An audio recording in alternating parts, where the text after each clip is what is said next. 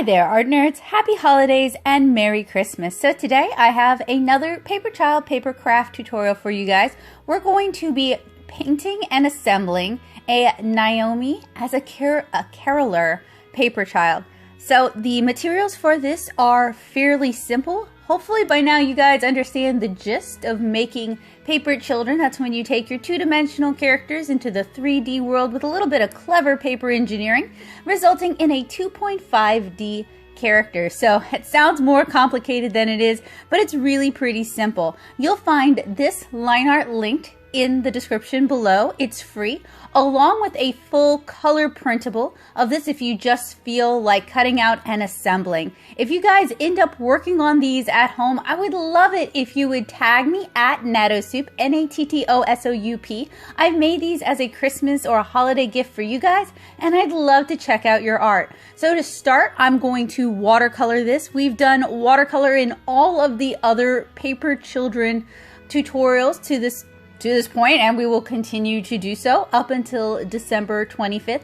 There are 13 different days of paper crafts for you guys to watch, print, and assemble. So if you're looking for something fun to do, if you're at home this winter break, this could be a great activity. And I have a lot of different types of Paperchild and Papercraft designs. So if you don't want to make a standee like the one shown here today, I have lots of other fun designs to inspire you guys. So I hope you guys will check out my Paperchild playlist. So Naomi is a little bit different than some of the other paper children we've assembled. I'm going to start by painting her blush first, and then I'm going to paint her skin tone on top of it. Today I'm working with the Core Mini palette. Generally when I'm painting people with darker skin tones, I go for my Daily Driver palette because it has the colors I need to be able to mix different skin tones effectively. You can mix good skin tones using the Core Mini palette. It just takes a little bit more work, and I wasn't entirely satisfied with the end result just because I didn't have the colors that I'm normally used to using when I'm mixing up Naomi's skin tone for the comic. Speaking of, she is the other main character of my charming watercolor webcomic, 7-inch Cara. Naomi is Cara's human teenage friend. She's just moved into the neighborhood and she's coming from a major town, so she's from New Orleans, moving into a very, very small and kind of tight-knit community that can be a little bit abrasive and a little exclusive. She's moving from New Orleans to Hahnville, Louisiana. And fun fact, the house that Naomi lives in 7-inch Cara, is the house that my grandfather designed and built, and it's the house my mom grew up in, and it's the house my aunt lived in when I was a girl. So the house Naomi lives in is very near and dear to my own heart, even though a new family lives in it now. So for her fur caroler's cape, I applied a very light wash of Payne's Gray, and then I dotted in much thicker saturation of Payne's Gray to kind of give it this mottled fur look. And I also want to point out that I am painting today on Canson XL watercolor paper. This is a 180-pound cellulose or wood tree pulp watercolor paper, so not cotton rag, but it's very affordable, very accessible. You can find this paper almost anywhere, including your local Walmart. So if you're new to watercolor and you want something that you can paint on that's very affordable, this isn't a bad choice, but it handles very differently from higher grade watercolor papers. And if you're looking for a cheap watercolor paper that's going to handle more like a cotton rag, I would say Canson Montval isn't bad. That's what I paint Cara on. Or you could also go with a very cheap cotton rag like the Shizen cotton rag paper or Stonehenge Aqua.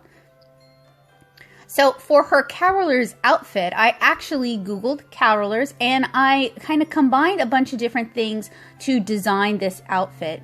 So it's probably not historically accurate, but it definitely has those A Christmas Carol vibes going on. For the lace, I wanted to be semi-translucent white lace, so I painted a very light wash of ultramarine blue first, then I did a very light wash of the green that we're going to use as the base of her dress, and that's going to give the lace a bit of a transparency effect.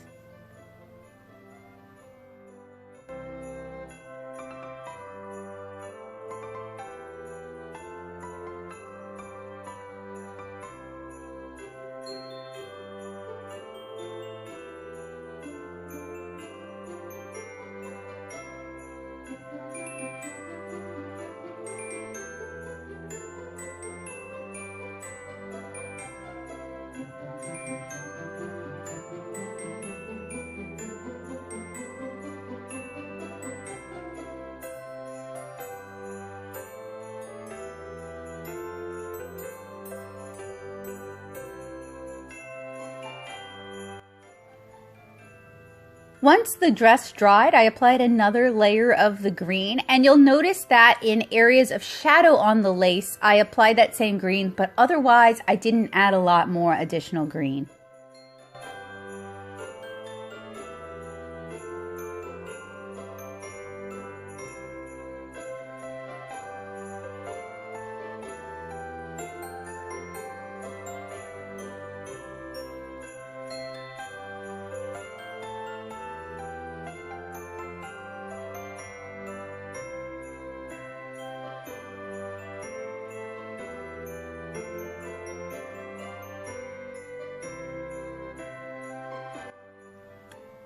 I also added in more ultramarine blue shadows, just trying to build up some dimension and build up some contrast, even within the lace, to show that it's a three-dimensional object.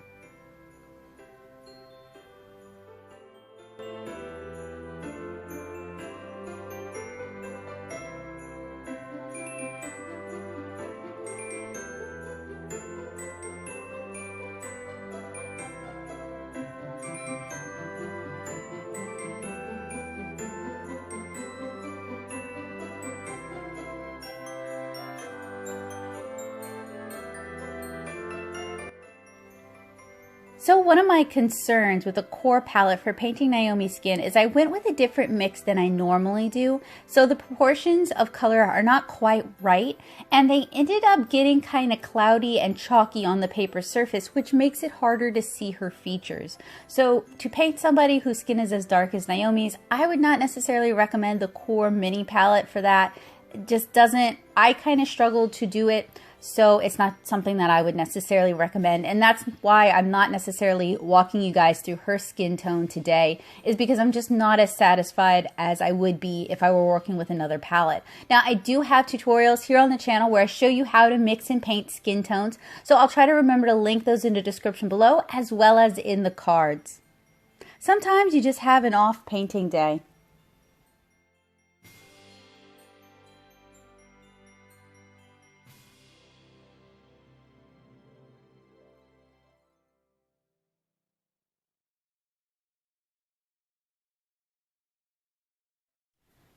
So to mix her hair, I combined some dark umber along with some Payne's gray.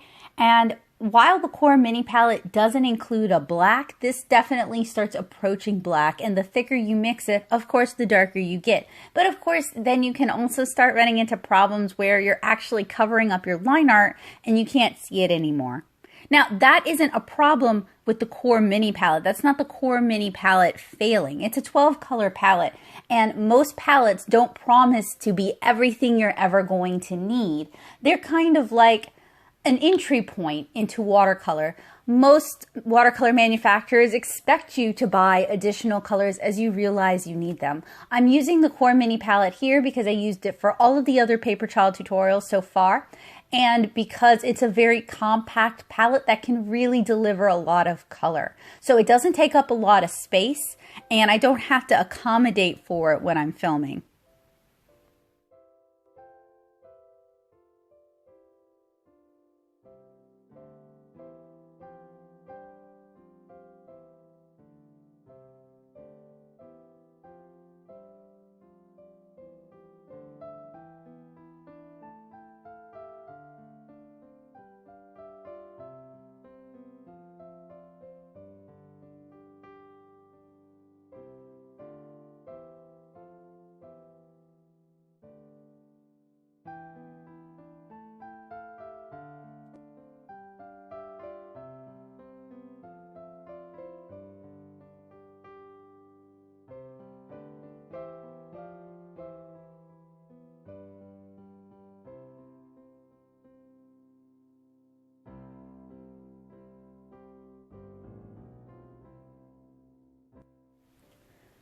So for her dress, I really wanted to start building up some of the pleats. So the base color is phthalo blue mixed with the cool yellow in the palette. And I just increased the intensity as I went, adding in more color. The thing about mixing greens when you mix a yellow and a blue is that the blue is always going to be more intense than the yellow. So you want to add the blue in slowly, because otherwise you're just going to end with a color that's predominantly blue and not really green at all. But as we're working towards the shadows in this dress, as we're working towards the folds, you want to add in more blue because that's going to help create those shadows.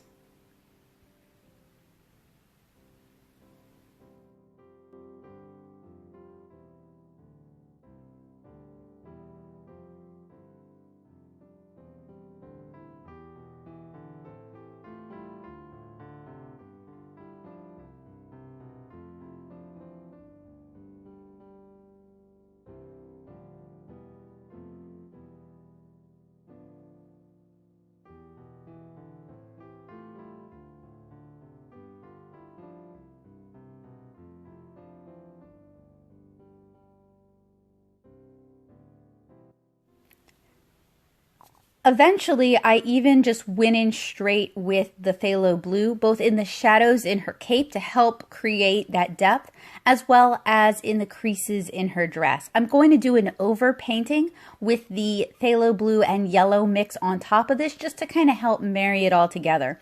Something else I want to point out. I think I got a defective pad where everything was bound the opposite way. So watercolor paper, especially cheap watercolor paper, definitely has like a right side and a wrong side. And I'd purchased a new pad of Canson XL while I was at Walmart so I could do more Paperchild illustrations. And every one of the new illustrations ended up being on the back of the paper. And I think it's because they reverse bound it. So I need to remember to check to make sure, because this one, the paint just isn't sitting like it normally would on Canson XL paper. And then tomorrow's illustration, which I hope you guys will check out, that one handled way differently and way worse than I'm used to Canson XL handling. I was still happy with how the illustration turned out, but it took a lot more finessing, and I really had to think around the problems and also just be willing to accept some things that maybe normally I wouldn't accept. So I need to double check and make sure that the pad is actually bound the correct way and not bound in the reverse.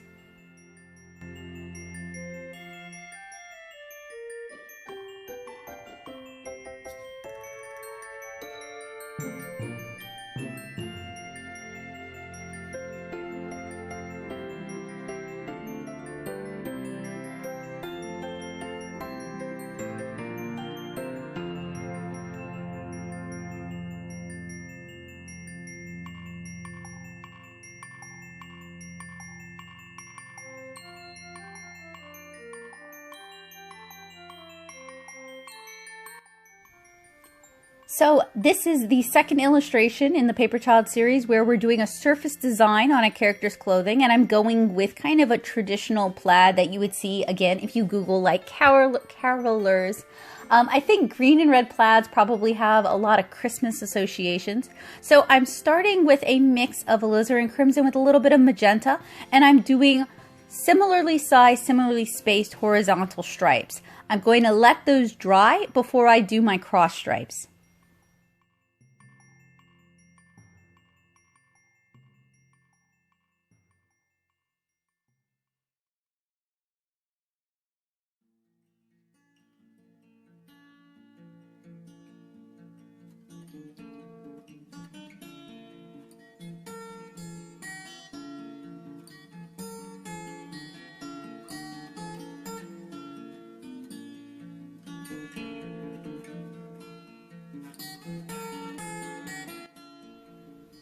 I've also added another layer of blue and the blue-green mix to the bottom ruffle on the dress. This is just going to create more of an impression of shadow, and I'm also adding more ultramarine blue to the lace ruffle.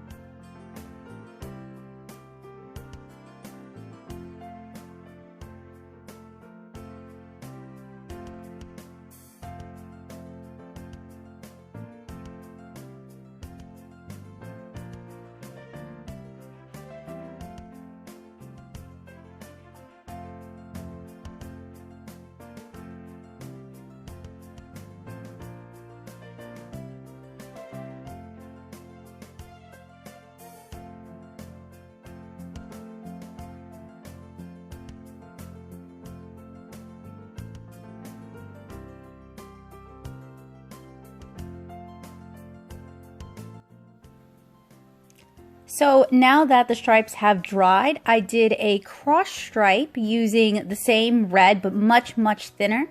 And then I'm doing a stripe across that using phthalo blue. And while I wait for that to dry, I'm going in and doing another cross stripe using the XActo Gold included in this set.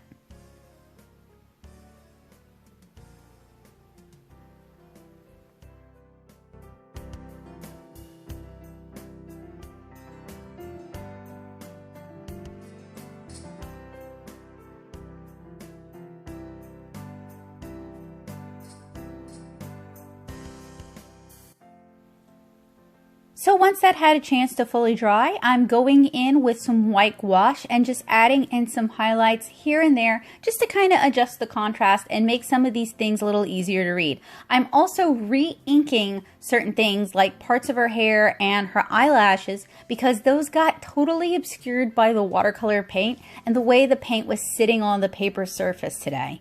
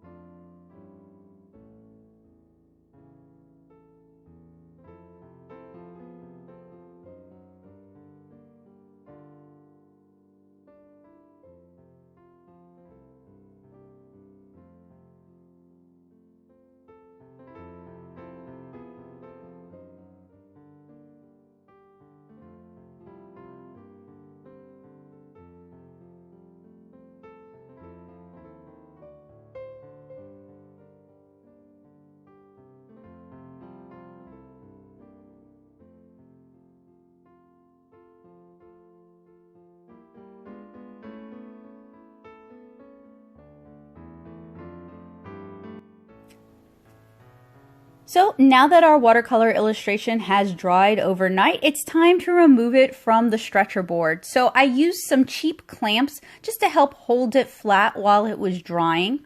And I'm going to remove my blue painter's tape by pulling away at a 90-degree angle. That way, if it tears outside of the illustration.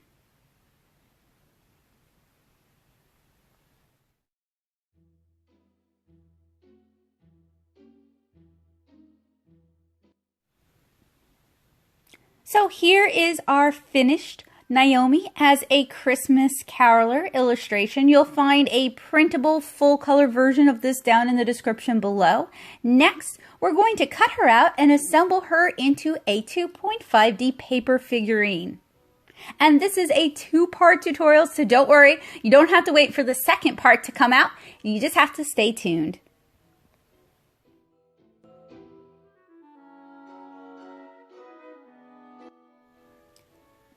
So this illustration is going to be a standee. So we've done several standees during this Advent series. The materials for this are pretty simple. You're going to need scissors. You might want an XActo blade. So if you're using an XActo blade and you're a younger artist, you may also, or I recommend, you work with adult supervision. Maybe they can do the cutting and you can do the painting. You're going to want double stick tape. You're going to want single-sided tape. If you have it, you might want a tape runner, although it's by no means mandatory. You're going to want some popsicle sticks, because those are going to give this a little bit of extra structural stability. And if you have it, you're going to want some double-sided foam tape. You're also going to want some coins or some small weights, and I'll explain why a little bit later on. So I am going to use my paper cutter to remove as much excess paper as possible. And I want to do this in long, straight cuts. If you don't have a paper cutter, that's fine. You can cut it by hand. If you have a rotary cutter, that would work as well. I can't cut a straight line to save my life, so this paper cutter is my friend. You're going to want to set those long straight cuts of watercolor paper or whatever paper you're working with today off to the side because we're going to use those to build the base for this Paperchild.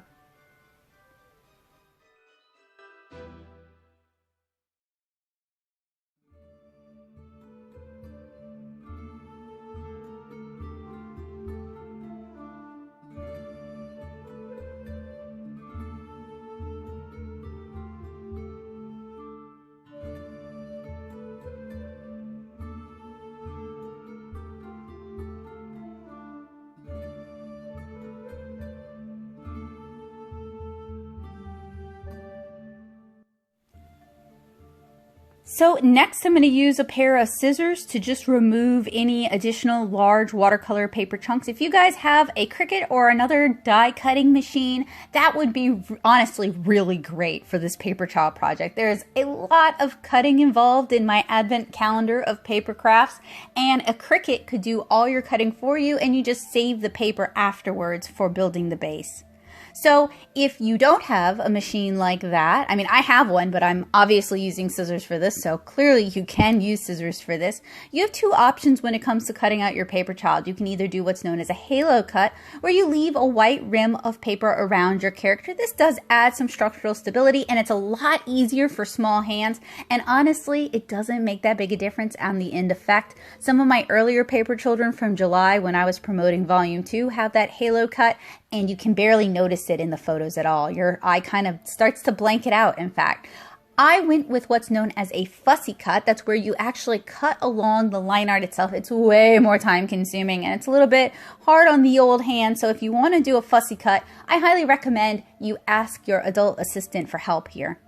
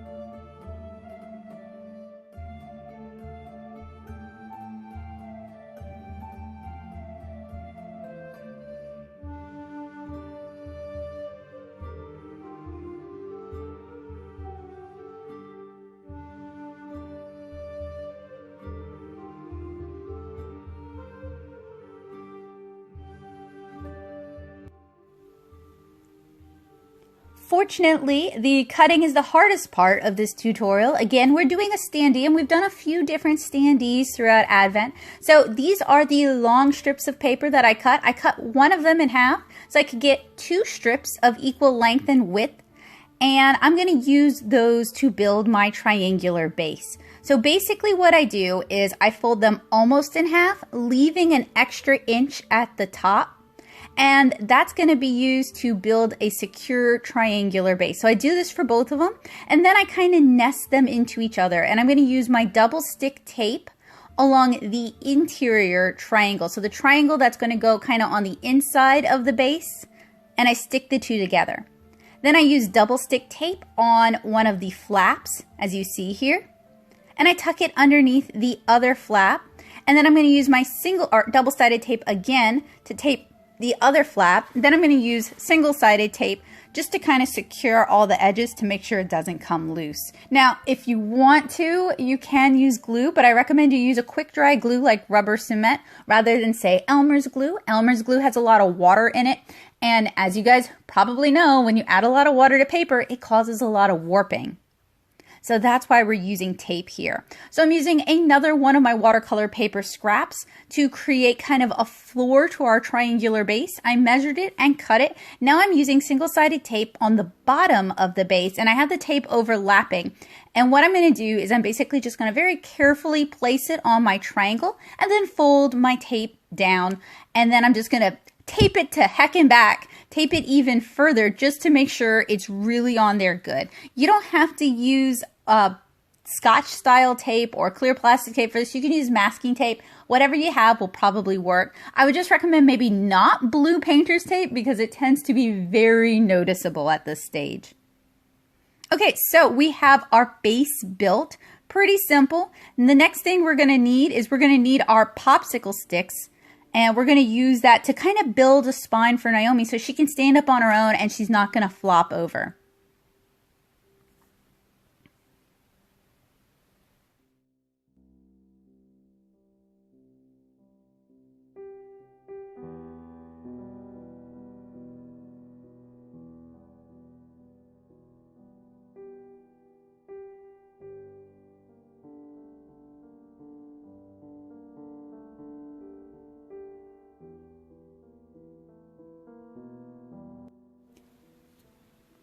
So since she's a taller Paperchild, I'm actually going to use 3 popsicle sticks for this, 2 in the base and then 1 kind of going up her back. And I'm using the double stick tape to stick my popsicle sticks to the Paperchild.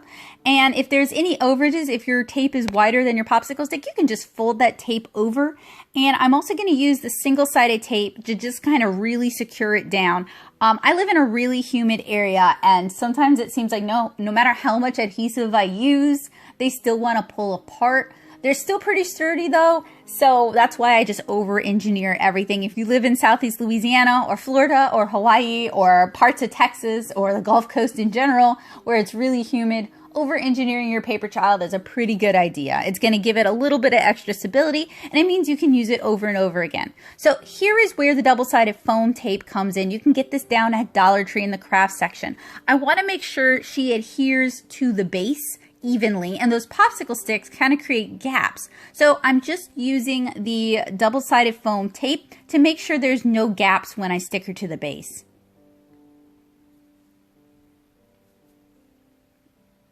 And you just want to press securely, and you can use some single-sided tape to tape the base to her back.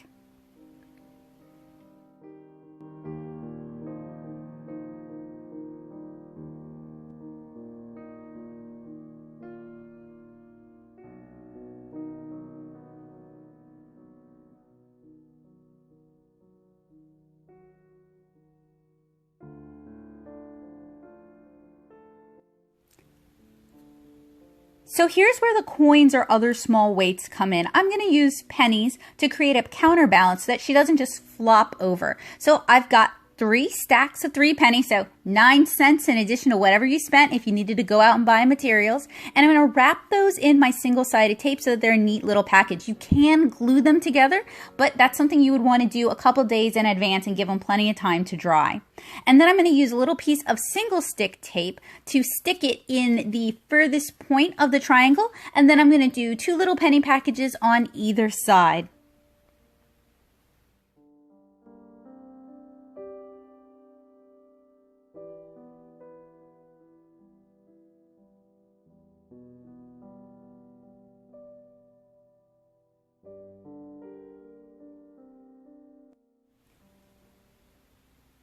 So here is a shot of our triangular base with nothing in it. Pretty simple, all just made out of paper. Here's a shot of her back with the popsicle sticks to give it structure. You don't have to use popsicle sticks if you don't have them. Regular old sticks or even pipe cleaners would work well for this. And then here is our finished Naomi Paperchild. Now originally I wasn't going to do one of Naomi's because she is a human, so she's the only important character in 7-inch Cara who isn't approximately 7 inches tall or a cat. But I decided to do her anyway because for some reason my math just kept not adding up and I felt like fate was telling me I had to do a Naomi Paperchild. So Joseph helped me out by finding a nice place to pose her amongst all the other paper children. If you're doing this activity at home, I would recommend you hide them a little bit better so that it's more like a fun surprise when someone notices that they're there in the shot. So I hope you guys have been enjoying this advent calendar of activities, and I hope to see you guys again tomorrow with another. Bye guys!